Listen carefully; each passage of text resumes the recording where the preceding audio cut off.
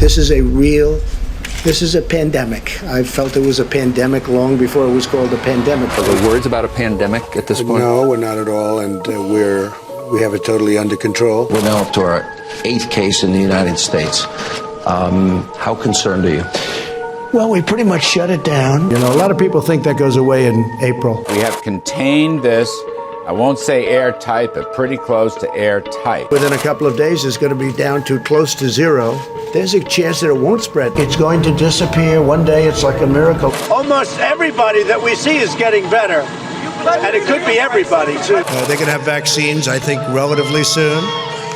And they're going to have something that makes you better, and that's going to actually take place, we think, even sooner. We have thousands or hundreds of thousands of people that get better just by, sitting around and even going to work. Some of them go to work, but they get better. As of right now and yesterday, anybody that needs a test, that's the important thing.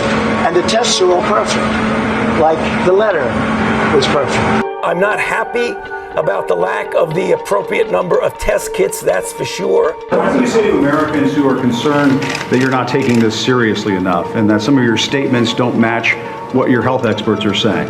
That's CNN, fake news. The president say, for example, that he's going to continue with political rallies in the face of this. Is this sending the right message? Going to a rally, there's no reason that you shouldn't go. It's really working out, and a lot of good things are going to happen. On this sign up here, it says you should stop handshaking. Well, look, as the president has said, in our line of work, you shake hands when someone wants to shake your hand, and I expect the president will continue to do that. I'll continue to do it. Yeah, no, I don't take responsibility at all, but it's something that we have tremendous control of. And on a scale of 1 to 10, how would you rate your response to this crisis?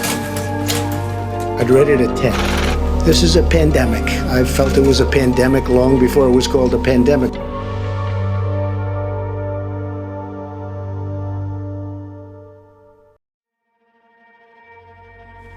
On February 7, 2020, 3 things happened that will define President Trump's failures in responding to the coronavirus.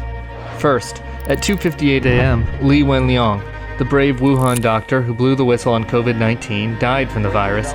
In America, news of Dr. Li's death is a wake-up call to the extent that the Chinese were covering up the seriousness of the virus. Li Wenliang has died today after contracting the virus himself. He was detained by authorities for reporting on the spread of the virus. Next, at 11:16 a.m., President Trump briefs the press outside Marine One. He's asked about the Chinese government transparency with regards to COVID-19. Are you concerned that China is covering up the full extent of coronavirus? Late last night, I had a very good talk with President Xi. I think they're doing a very professional job. The president's answer comes straight out of China's propaganda playbook, but it wasn't just Trump's words. At 12:41 p.m., Secretary of State Mike Pompeo announces that the United States has sent China 17.8 tons of personal protective equipment. That's 17.8 tons of masks, gowns, gauzes, respirators, equipment our healthcare workers would soon desperately need. On February 7th, America got a wake-up call in the death of a brave Chinese doctor who tried to warn the world about the coronavirus. Trump ignored it. That same day, he praised and defended the Chinese Communist Party and sent them loads of the medical equipment that our doctors and nurses would soon need.